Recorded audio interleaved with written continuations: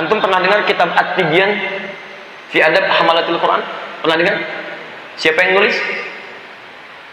Oh, bukan Wallahu a'lam, tidak ada penulis Wallahu a'lam. Masya Allah. Kitab At-Tibyan ditulis oleh Wallahu a'lam, tidak ada. Namanya Imam An-Nawawi juga. Perhatikan, awas hati-hati ya. Saya sering temukan Imam An-Nawawi itu, Masya Allah, selain alim, beliau juga murabbi, pendidik. Mu'allim, murabbi, pendidik beliau itu. Pengalaman ta'allumnya sangat banyak. Dari situ dikumpulkan jadi manhaj pengajaran.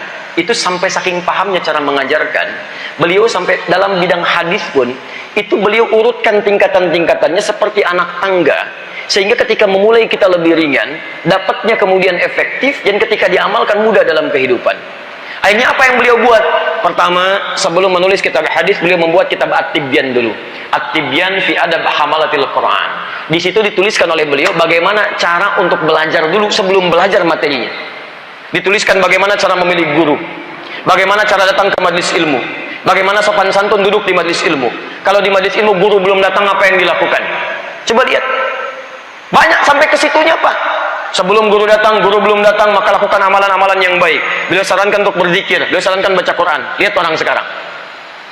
Guru belum datang, sibuk pasang status. Ustadznya belum datang, dipoto. Oh, Masya Allah. Dihilangkan, Pak. Yang paling indah ketika antum masuk terlambat, apa yang dilakukan? Apakah nerobos saf pertama atau duduk di tempatnya? Lalu ketika antum datang ada kawan, apa yang dikerjakan dengan kawan di samping?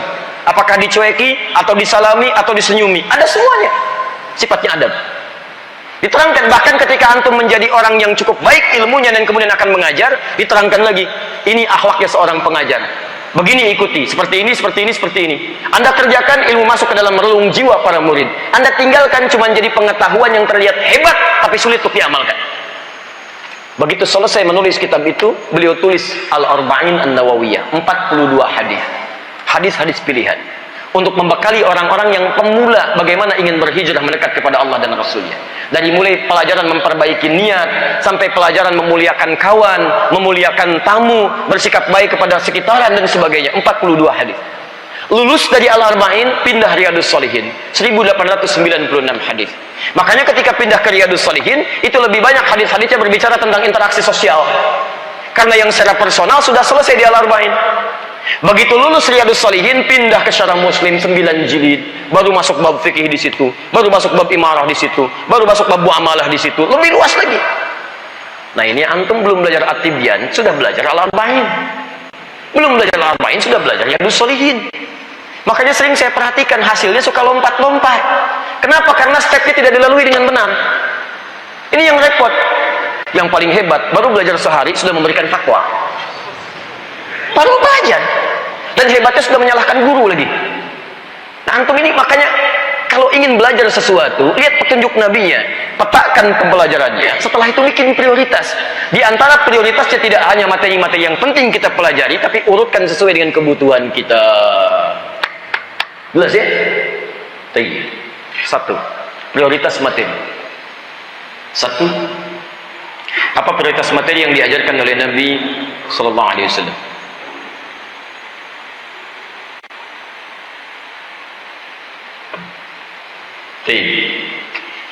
Satu, tauhid dan akhlak. Tauhid dan akhlak. Oh, ini sering ada yang menyampaikan, Ustaz, saya ingin berhijrah gitu kan, lebih baik dari pandangan Allah dan Rasulnya. Apa yang pertama harus dilakukan? Satu, mantapkan tauhid dan akhlak. Ingat bersamaan. Jadi ketika belajar tauhid, belajar juga akhlak. Tidak terputus di sini. Hati-hati ya, hati-hati. Sekarang saya lihat ada miss sini. Ya, tauhid, pendidikan yang mengenalkan kita dengan Allah, sehingga merasakan kedekatan dengan Allah Subhanahu wa taala, seakan-akan kita merasa setiap tindakan kita diawasi oleh Allah Subhanahu wa taala. Merasa. Antum pulanglah ke rumah. Lihat baik-baik di rumah. Berapa harta yang pernah diperoleh oleh antum dalam kehidupan yang kira-kira tidak ada ridha Allah di dalamnya? Berapa kemudian, tenaga yang pernah dikeluarkan setiap hari, yang ketika antum kerjakan, Allah tidak suka dengan itu semua. Maka untuk menguatkan itu, pelajaran dikenal dengan pelajaran tauhid. Dan tauhid bersanding dengan akhlak. Makanya kalau orang sudah belajar tauhid, dia punya ikatan yang dekat dengan Allah, terikat. Di begitu jalannya ingin dilihat oleh Allah baik, makannya ingin dilihat oleh Allah baik, bicara ingin didengar oleh Allah baik. Jadi mustahil ada orang bicara mengeluarkan kata-kata kotor, karena dia tahu Allah tidak suka dengan kata-kata kotor. Paham dia, makanya dia punya ikatan dengan Allah. Ikatan disebut dengan akad. Semakin kuat ikatannya disebut dengan akidah. Karena itu dulu pelajaran akidah itu dihadirkan jadi kurikulum dalam kehidupan kita. Itu tauhid.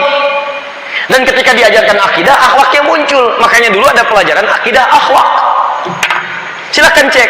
Semua orang yang sudah berislam punya ikatan dengan Allah Subhanahu wa taala. Akhlaknya berubah dari jahiliyah menjadi terbuka, dari pencela jadi pecinta, pemukul jadi perangkul, dari orang paling pelit jadi orang paling dermawan. Jahiliyah berubah. Cek. Tiba-tiba muncul akhlak. Penyayang luar biasa. Nah, sekarang coba antum lihat baik-baik. Dulu kita bandingkan ya, saya September kemarin itu saya genap berusia 33 tahun. Kecil saya saja, ini maksud saya rentang usia saya yang masih begini, waktu kecil masih mengalami pendidikan akidah akhlak, masih belajar Pak, bahkan masih hafal kitabnya. Yang paling menarik, ketika akidah akhlak diajarkan di sekolah-sekolah, saya tidak pernah dapati ada anak SD bakar kelas, anak SD pukul kawannya sampai meninggal, anak SD perkosa temannya, anak SD sampai merokok. Saya nggak temukan Pak. Hampir umumnya nggak saya temukan, susah. Sekarang perhatikan baik-baik.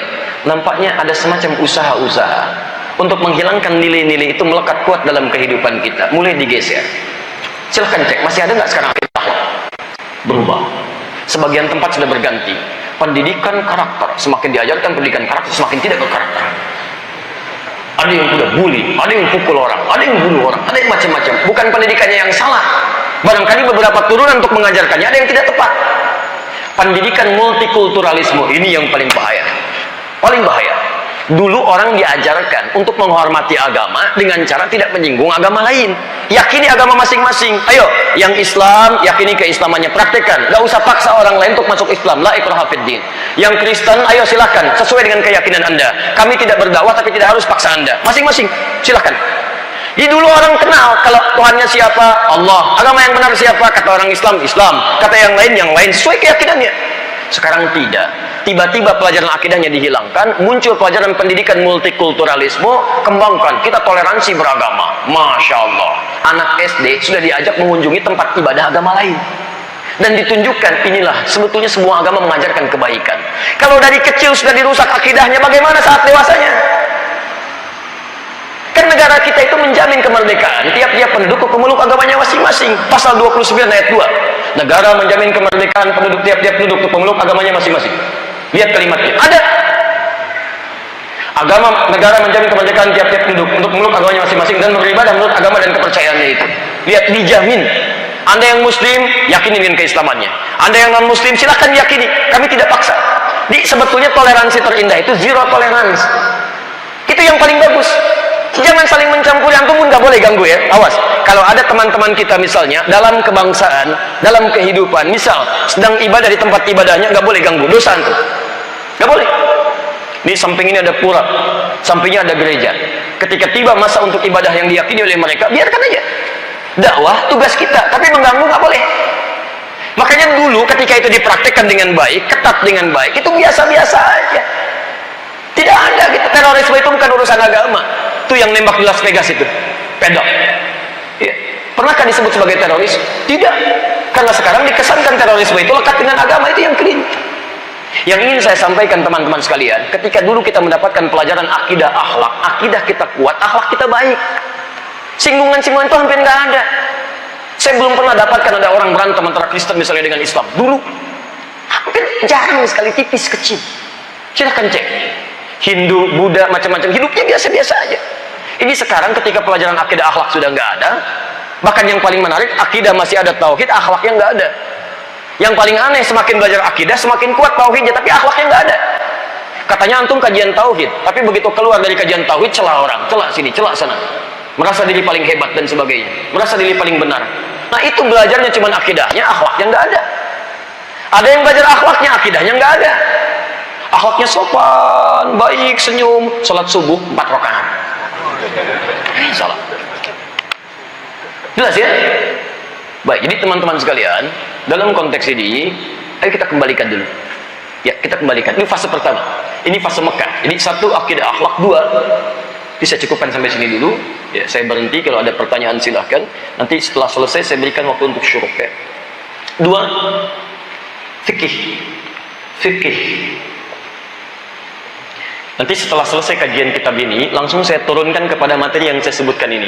Jadi begitu selesai kitab ini, nanti kita masuk pada pelajaran akidah, okay? Atau nanti tunjukkan beberapa tempat yang lain yang saya mengajar materi tauhid di situ. Dua, fikih, fikih. Satu akidah akhlak, kedua fikih.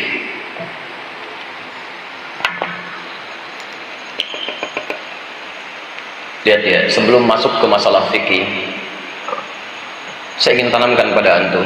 Ingat betul baik-baik, antara akidah dengan akhlak itu beriringan.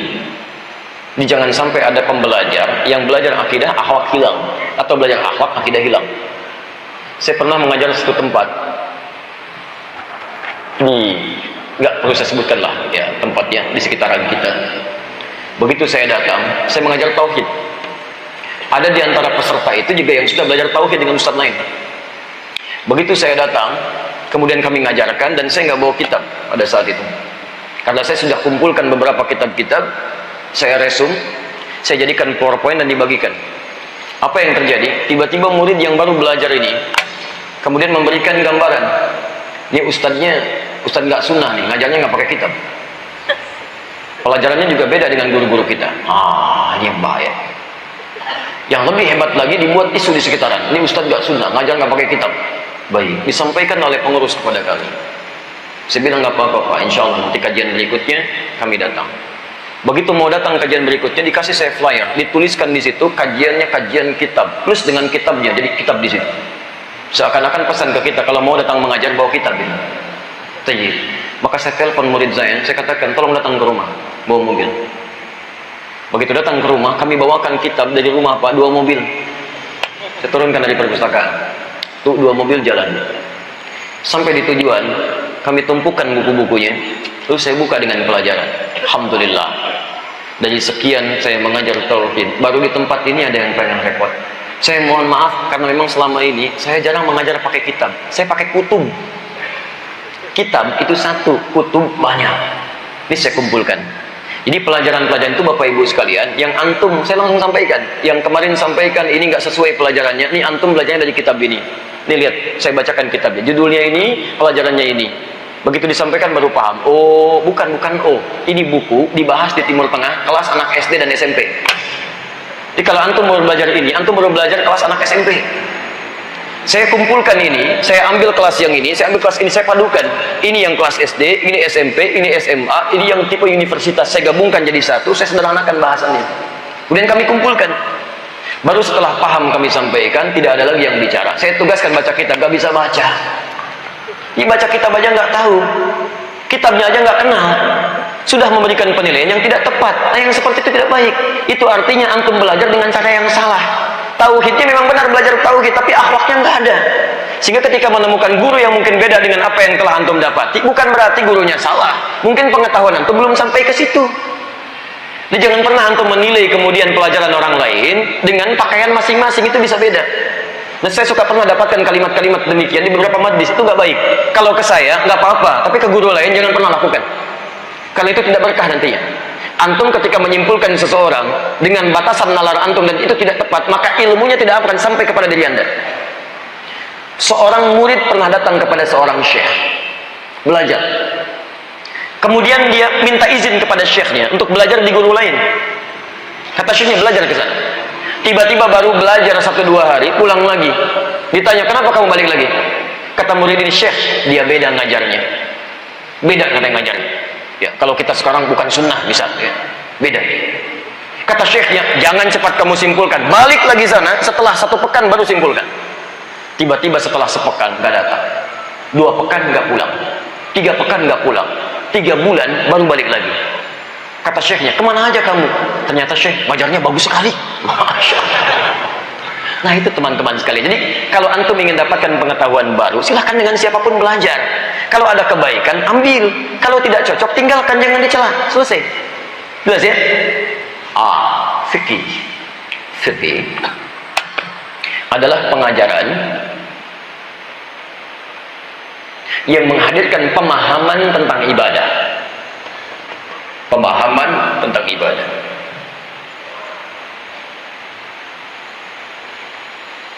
Saya berhenti di sini ya, 3 menit lagi. Fikih adalah pengajaran yang memahamkan tentang ibadah. Baik, misal sholat ibadah bukan? Ibadah. Zakat ibadah? Ibadah. Puasa ibadah? Baik, pertanyaan saya, bisa tidak antum sholat tanpa belajar? Ayo sholat, siap. Baik, bagaimana caranya Pak? Belajar dulu. Sahabat aja belajar.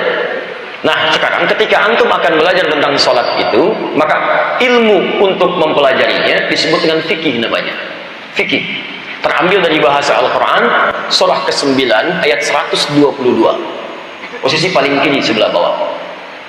وَمَا كَانَ الْمُؤْمِنُونَ لِيَنْفِرُوا كَافَّةً فَلَوْلَا نَفَرَ مِنْ كُلِّ فِرْقَةٍ مِّنْهُمْ طَائِفَةٌ لِيَتَّفَقَّهُوا فِي الدِّينِ.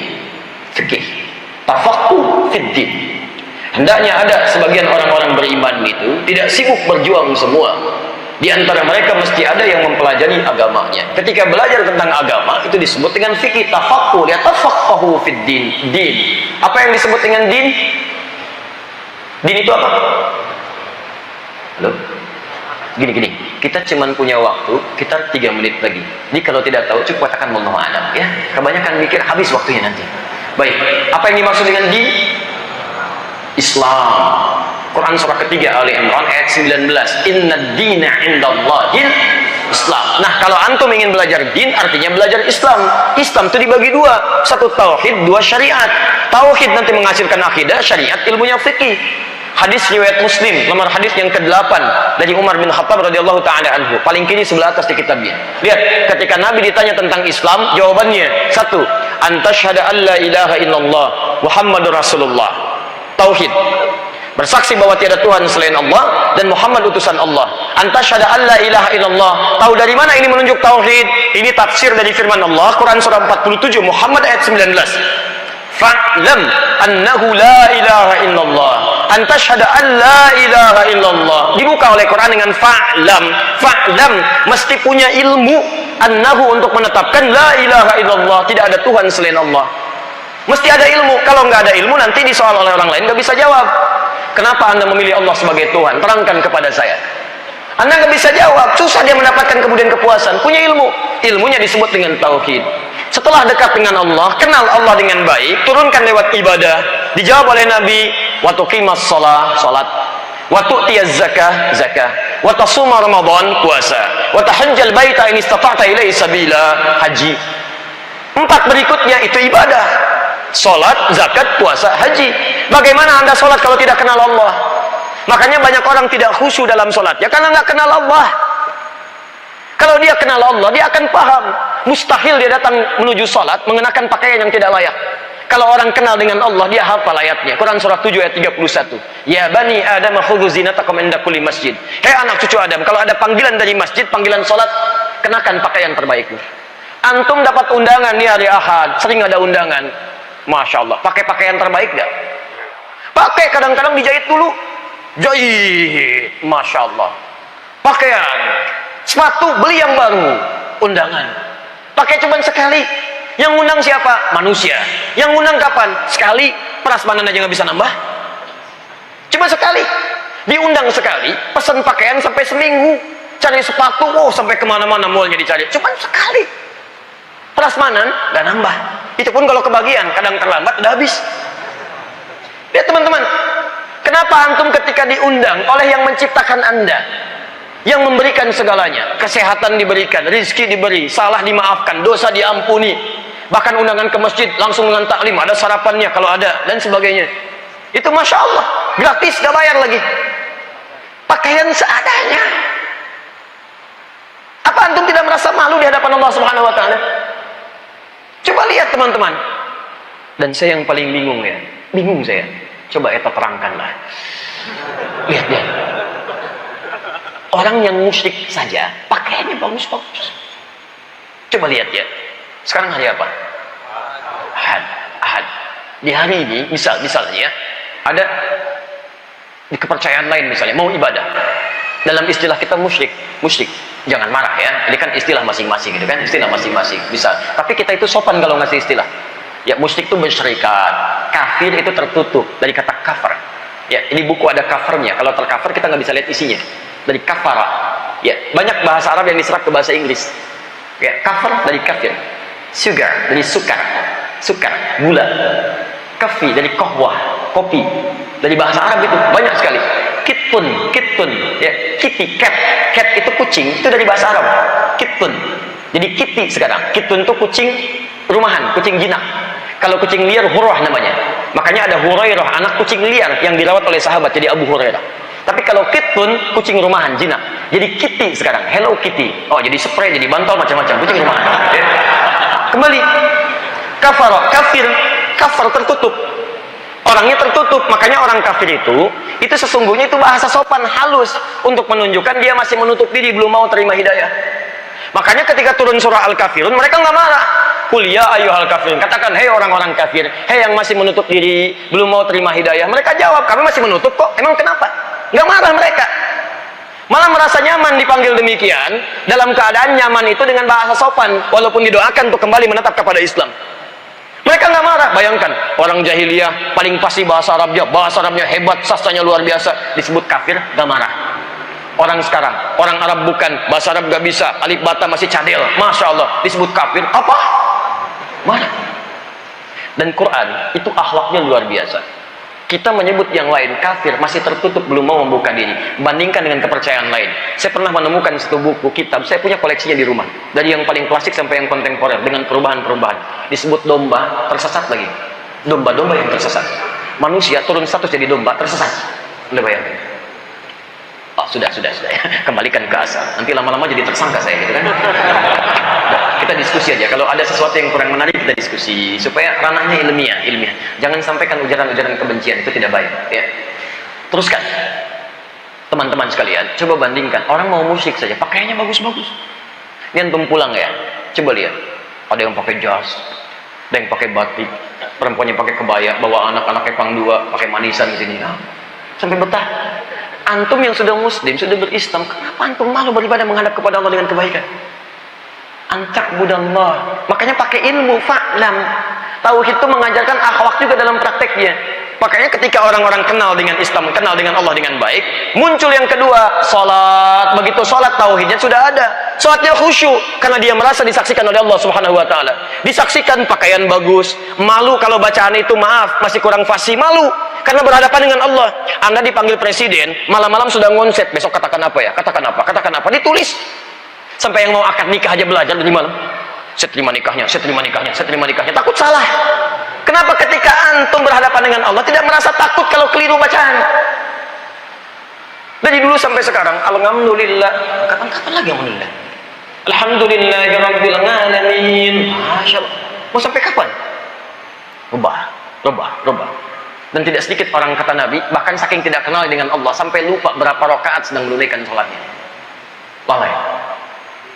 Ilmu untuk memperbaiki cara sholat kita itu disebut dengan fikih namanya. Bagaimana takbir yang baik, bagaimana ruku yang baik, apa dampak sholat dalam kehidupan. Kira-kira dua materi ini dulu yang saya sampaikan tentang prioritas belajar.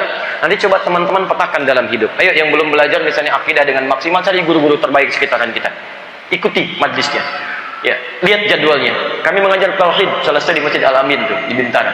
Mungkin bisa masuk di awal-awal. Guru lain juga bagus, cari gurunya. Fikih lihat yang bab salat, bab zakat, bab puasa, bab haji, ikuti pelajarannya. Ambil ilmunya. Dengan itu semua, insya Allah akan manfaat pelajaran kita, berdampak baik dalam kehidupan kita dan melahirkan kekhusyuan dalam ibadah yang kita kerjakan dalam kehidupan harian kita. Paham sampai sini? Baik.